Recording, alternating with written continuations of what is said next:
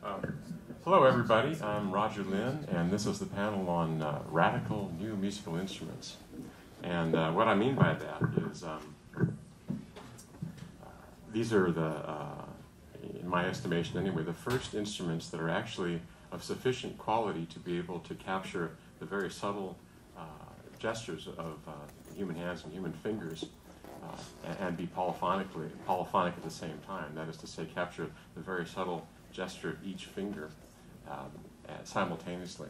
There were some things all the way through the 70s from Yamaha and from Kai and other vendors that were able to do wind controllers, for example, that were very expressive. They would play one note at a time. But there's, and we've seen many different keyboard synthesizers that were able to play many notes at a time in synthesis, but they all sounded kind of boring. They always made things sound very static and not really very interesting. And I think the most interesting, the music that in most people's opinion, that's been very emotional has been one where the performer, the musician, has been able to articulate very, very subtle gestures with instruments like the violin, or it could be the guitar, or the clarinet, or reed, bow, flute, trumpet, any of those instruments. And so we're going to be showing 3 instruments today that I would call the only instruments that are able to do that. And actually, I'm cheating a little bit because I'm showing one that isn't even released. It's just a prototype. But the main instruments are an excellent instrument from the Igen company called the Eigenharp, which is going to be demonstrated by Geert Bevin, a representative of the company, and actually one of the senior software engineers of the company. Yes, hello. And on my right is Ed Goldfarb, a local pianist and composer, producer, who is going to be demonstrating another excellent instrument called Continuum. This is going to be, unfortunately, you're just going to see the backs of these instruments, but you'll see the real sexy one is over here, the Eigenharp. It's just a beautiful instrument, and we've been having a great time this week. We did a talk at Stanford on Thursday night, and one at Cal Berkeley. It's the SynMath Computer Music School on Friday night, and then last night we were at Music Hackfest. So it's been a very, very exciting week while Garrett and Neil McDougall, also from the Igen company, are here from the UK visiting. So it's great to have them, and it's been great to get to know everybody. So what I'm going to do is start off and just, we're going to do some quick demonstrations of the 3 instruments. So my instrument, the 3rd instrument, is one that, actually, it's better if I stand up so you can see this. I'll just hold the mic like this. Do you want me to hold your mic? That's okay. I'm just going to lift it up so you can see it. This is something that I call the LinnStrument, and it's an instrument that's in prototype form right now. And my particular approach is to take actually, it wouldn't be a bad idea. Might be my microphone stand. And what this does is it takes a multi-touch pressure-sensitive surface, and it allows me to articulate notes by pressure being applied to the expression of the note, and the x-axis, left and right, being mapped to the pitch of the note, and then the y-axis, going back and forth this way, is mapped to the timbre of the note. And you can do that polyphonically, and I'll show you that in the song. Now, actually, who here is familiar with the general principles of analog synthesis, like oscillators and filters and such, right? Well, what you're going to hear when I demonstrate this is merely, each of the voices you'll hear polyphonically is merely a standard synthesizer pulse wave, which sounds kind of like a buzzsaw, and a low-pass filter. And that's it. There's nothing more. There are no envelope generators. And the reason is I have 3 envelope generaters right here in my finger. I have 3 more here. I have 3 more here, right? So, actually, Sean, could I have about 4 times the volume level? Because I play it softly, and that way you can hear the articulations better. Got a very high-tech microphone stand also. That's about 1.5 times. So what I'm going to play is just a brief piece. It's Bach's Air on a G string. And the reason I chose this is because a reason that's very important to me. This was the piece that was demonstrated last year by a very dear friend named Max Matthews, who just passed away a couple of weeks ago. And so in memory of Max, I'd like to perform a short segment of Bach's Air on a G string with a very simple arrangement that I'm actually able to play.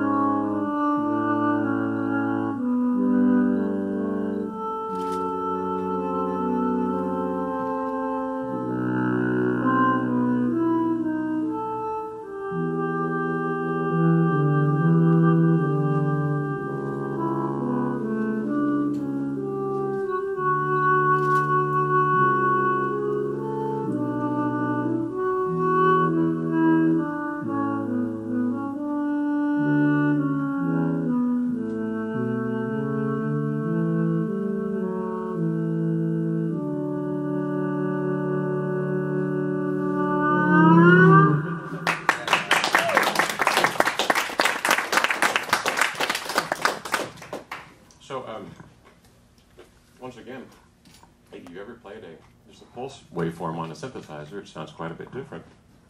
But just the mere fact of being able to vary the pressure for expression, in this case, varying the volume and the low-pass filter frequency,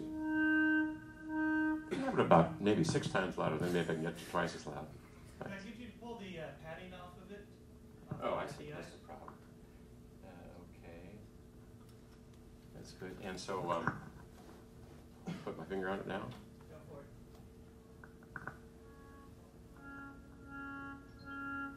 Oh, I see. There's the other one, I think. There's 2 there. Okay. That's better, yeah. But once again, I think the thing that's so dramatic is that when you do have a proper performance articulation source, the simplest of waveforms and the simplest of synthesizer sounds can sound so beautiful. That's actually a little bit too loud. I think take it over.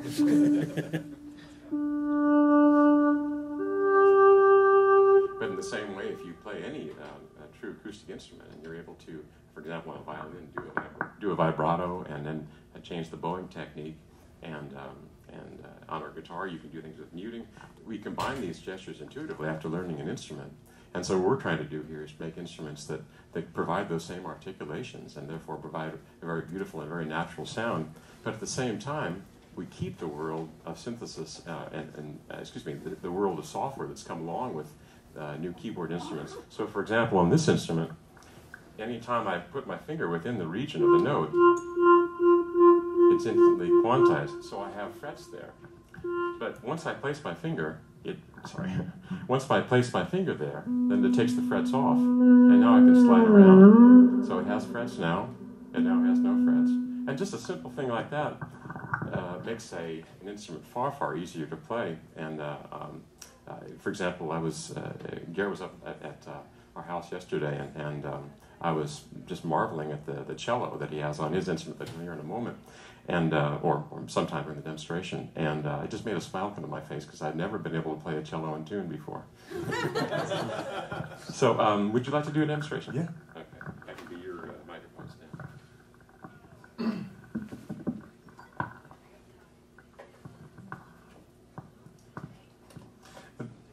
It's not needed yet because I'm just going to talk a little bit first. Okay, yeah.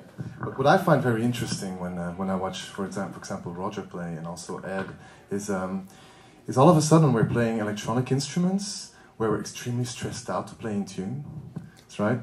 It's as if you're playing the guitar again, or if you're playing like a stringed instrument. It's not only remembering where the notes are, but it's making sure that you hit them on the right spot and that you don't do anything stupid, which I think is part of the performance, right? And I like that a lot. It makes it live. So let me try this short cello piece. This is not really an established piece because I kind of had to rush the demos because we knew about 3 weeks ago that we were gonna come here.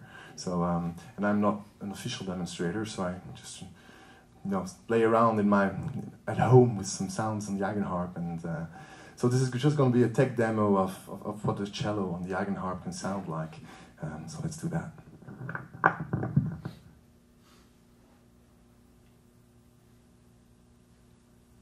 Oh, you got to plug in first. Yeah, this is the very high-tech section of. You want to do a test first?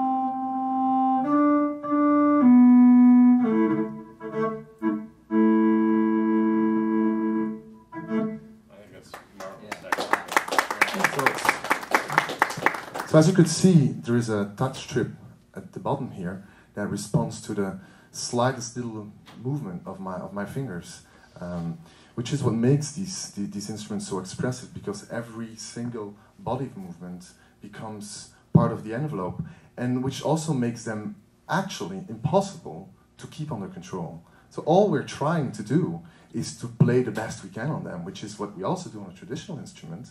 And there is always this element of chaos. There's always this element of personal interpretation and of your own body language and your own muscles that translates in the way you play these instruments. Let me just do another quick demo of another way you could just play this cello, just very briefly.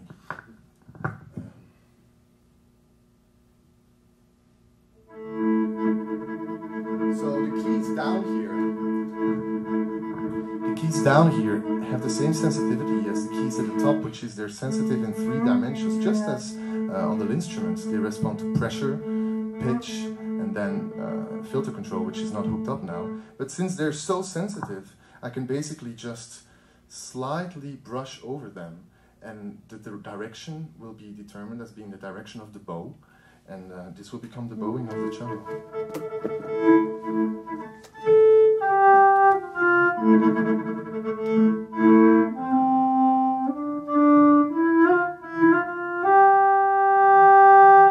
Right? So this really allows people to express themselves in various ways with the same sound, but through different controls. Just interject that it looks like these are just on-off switches, they're buttons, but each one actually, it took them 4 years to develop. There's 120 of them, and each one is extraordinarily sensitive and repeatable from key to key in its ability to sense the movement, not only the pressure, but also the tilting left to right and the tilting back to forth. And yet, if you look at this thing up close, which I want you to come up afterwards, you'll see that the tolerance is just perfect on this thing. It's just a wonderfully engineered instrument, and that's reflected in the way you play it. And I think also in the way you feel about it when you actually hold this thing. It's incredible. So yeah, maybe because we don't have as much time as usual, maybe it's time for Ed to do a short demo on the Continuum. Thanks. So let's see, let's take these guys now. So, cut the sound. Thanks. So I can probably start mumbling about the instrument while we're doing the technical aspects of it. This is the Hawken Continuum. It is set up more or less like a keyboard instrument with black and white keys, or red and black keys, as the case may be. How did I explain it to my mom? I said it was kind of a fretless piano, a fretless keyboard controller, and she said, "Oh, okay, I understand that. So how do you play it in tune?" And what I said was, "Well, you don't, but you try to get close." And as Geert intimated, that's where the action is. You know, when there's an element of total panic associated with an instrument, that's where your real artistry is going to come out. So the Continuum operates as a MIDI controller, and it's also available with a breakout box for the MIDI stuff that you can turns the MIDI output into control voltages, and you can control analog synthesizers with it. And I do that a fair amount. And it's also got some really beautiful modeled and FM-based built-in sounds, which is what I'm going to show you now. Let me see which sound I've got lined up here. One quick thing that may not be obvious, though, is that actually the width of each semitone is equal on the keyboard, and it's just kind of like a mouse pad. It's sort of squishy. And it recognizes, once again, your pressure, and it allows you to, if you play on a C, you can just slide right up to an E or wherever you want. And, hey man, how you doing? Are we overdriven? That sounds bad. Are we all right? But then the last thing is you can move your finger forward and backward for yet another temporal change. So in the same way, all these instruments are giving you 3 degrees of control over each note and polyphonically. So go ahead and play that squishy thing. Here's an FM sound, and I'm starting from nothing. It's got no envelope, just like the Linstrument. You are the envelope. So as I'm gradually pressing down on the Z-axis, we get more. So I can do tremolo like that, and as I move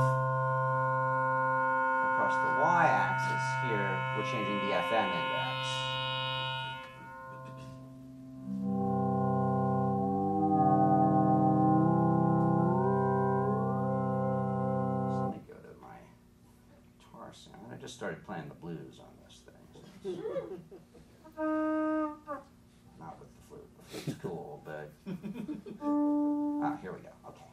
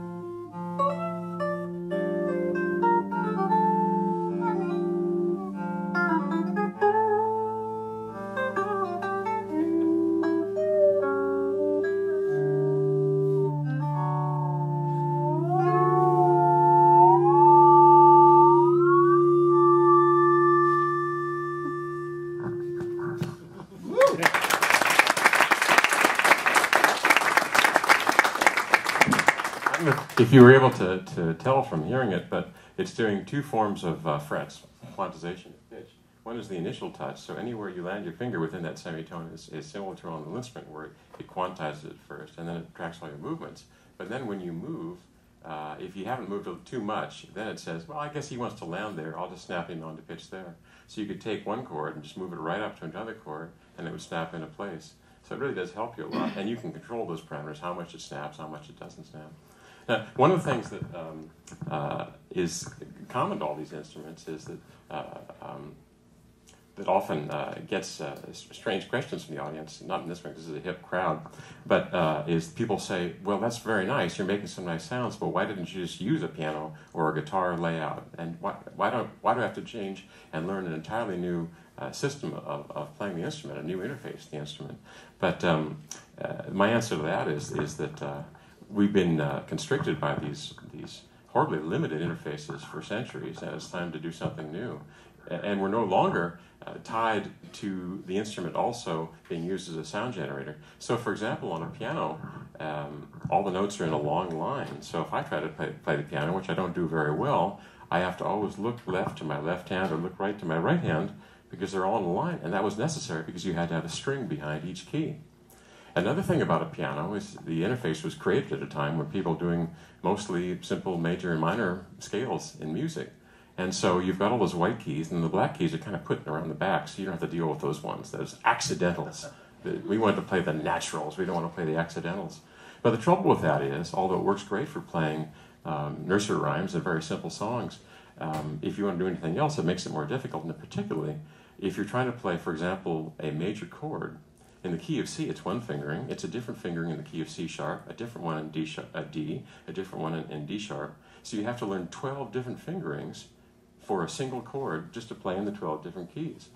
And all of these instruments exhibit a new quality called isomorphism, which means all you have to think about is one gesture, and then to play it in a different key, you simply move it to a different position. And I think that's a marvelous advantage right there. And it will cause a whole new generation of musicians to not have to learn music theory. Which is probably one of the reasons why guitarists tend to not have as much music theory, because when they want to change keys, they can just slide up the neck.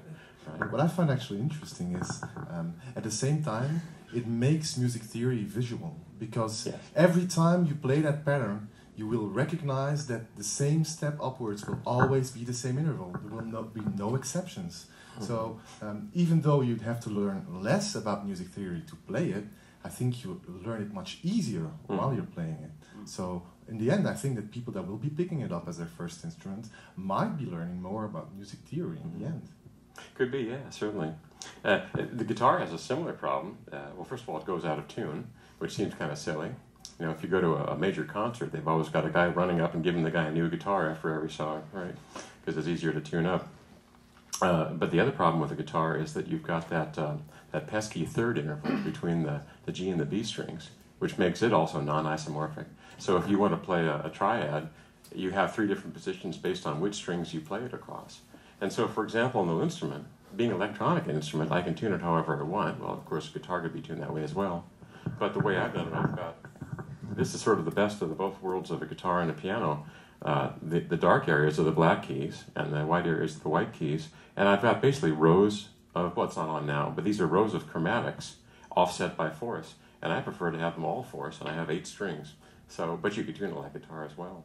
But it really is, it's anybody who's worked on a guitar in both normal guitar tuning and in forced tuning, if they try to do complex music, they find that the forced tuning is much, much easier because you have that wonderful advantage of isomorphism. Pat Martino plays in forest a lot of the time, and he says for complex pieces, you just can't do it on normal guitar tuning. So these are new ways to try and make the playing of music easier, and also to provide a more uniform interface that you can use for different sounds. You know, that was the promise of the electronic music synthesizer, was that by disconnecting the keyboard from the sound generator, you could just use the keyboard and play any sounds. But if anyone ever has heard a sax solo played on a black and white keyboard, you know that that's not the case. So let's see, what are we doing on time here? It's 5:15. So I think what we could do is take, we could, if there's any questions that pop up, just go ahead and say them, and we'll also play it some more. Anyone there? Right, that's you. So I was wondering if you have... Oh, yeah. Please wait for the microphone to come to you. Thank you.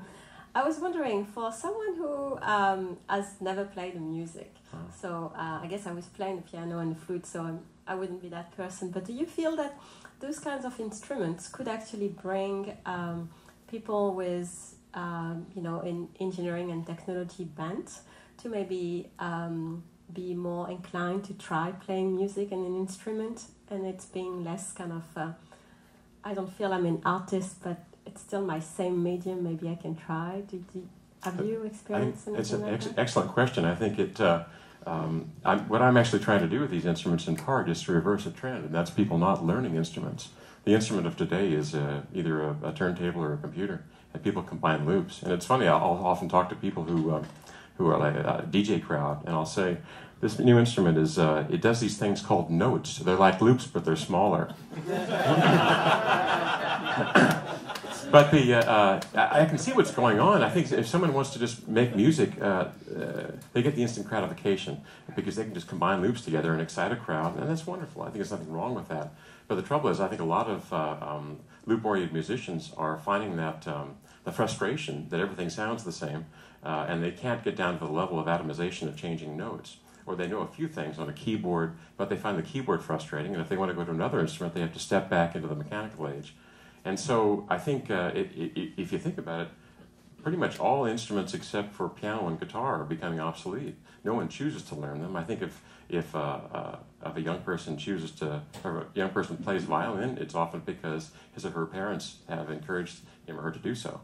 And so it's a difficult situation. I would like those instruments to survive, but at the same time, I'm more focused on letting the beautiful expressive music qualities of music survive. And so I think that these instruments not only can be much more approachable for a young musician. For example, I was saying that when I played the cello on the Eigenharp, I was thrilled because I could actually hit the notes. Because on a cello, it's almost impossible, for me anyway, to put my finger in the right place. I'll get about 5 notes that are good, and then I'll hit a bad one. I can't do that. So I think they're wonderfully easier to do, and I don't have any problem whatsoever in making the process easier as long as you produce the same result. Some purists will say, oh, you can't do that. You have to learn to play the violin, and you have to learn those tiny little places that you can put your finger. I don't care about that. I think it's fine to be able to produce virtuosic violin music, even if the instrument lets you do it better. Then you can focus on the notes you're playing, expressing the notes, and not on playing in perfect tune. And I think there is also an element there, which is what we're seeing in games, music games like, what's it called again?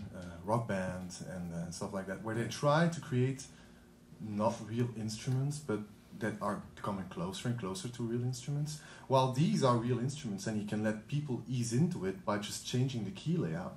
So you could start playing out. Can I have some sound? Oh, I think over too. You can start playing with just playing in the same scale without any problems. You're playing in a major scale, right? So they really can't make any accidentals, make mistakes. Once they learn how to play in a major scale and they feel comfortable and just are used to the whole physicality of the instrument, then they can move on and they can say, well, now I'm gonna make it difficult for myself, but I'm going to change the keyboard layout to have the accidentals, which means that there is a gradual path towards learning, and it's not instantly that huge cliff where you have to learn the physicality of the instrument, have to learn how to be expressive, and at the same time have to combine that with music theory. Which is where the mechanical age actually forced that on you, because as Roger said, you're tied to what generates the sound, which is strings or which is the wind that blows through a wind instrument. You're tied to the physicality of that instrument, while with these instruments, basically you lay them out however you want. Yeah. And you can do some very interesting things with that. Yeah. There are some people, for example, changing. So this is the this is the little Eigenharp. A lot of people are actually picking this up when they're playing wind instruments, and by default it is arranged to go that direction upwards in frequency. But they're used to playing it the other way around, so they just switch the notes around, and they're in known territory, right? Why make it difficult for yourself? It's all about expressing and expression and emotions coming across, right? Yeah. I should mention also that the Eigenharp, there's actually 3 different models. There's the small one, the Pico, which is only $700, and to me that's absolutely amazing that it has this wonderfully engineered wind controller for doing expressive stuff, and it has 18 of these beautiful 3-dimensional keys, and it also has a strip controller for doing the bowing as well, and a bunch of other tricks and bells and whistles. I think it's pretty amazing. They also have a middle one that's about $3,000, and this is the top of the line. This is close to $7,000, but yeah, $6,000.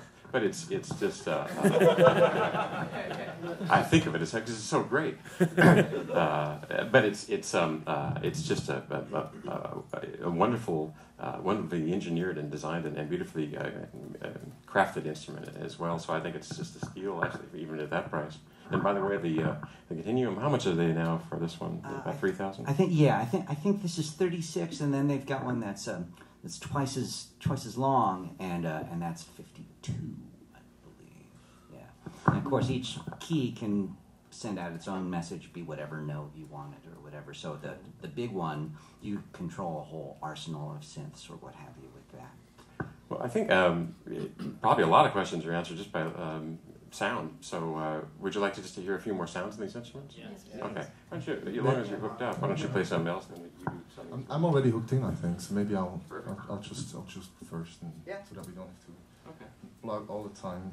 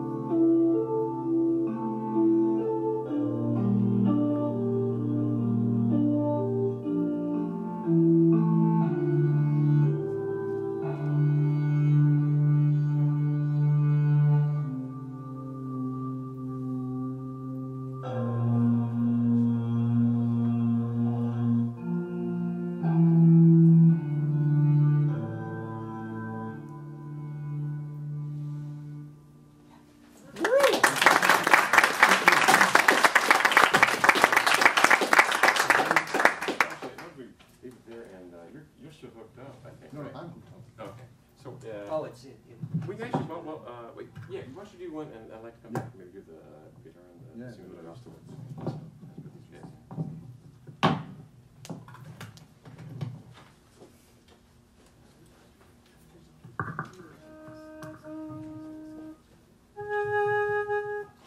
There's a nice mottled flute sound on this instrument.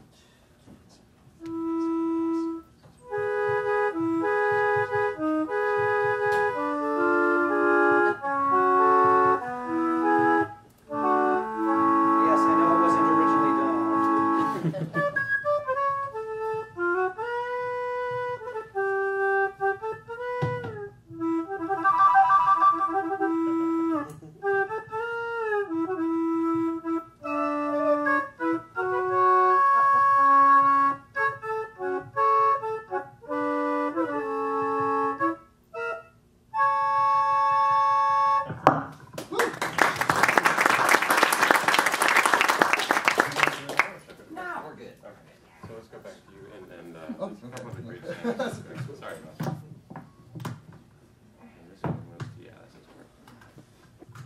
So while we're making the connections, something else that I want to bring across that I find very important actually in instruments, and that's the element of performance.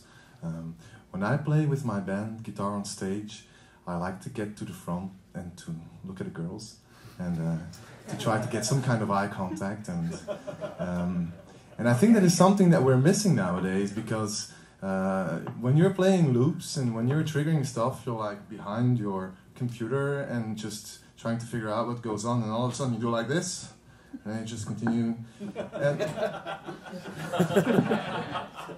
it doesn't really work, right?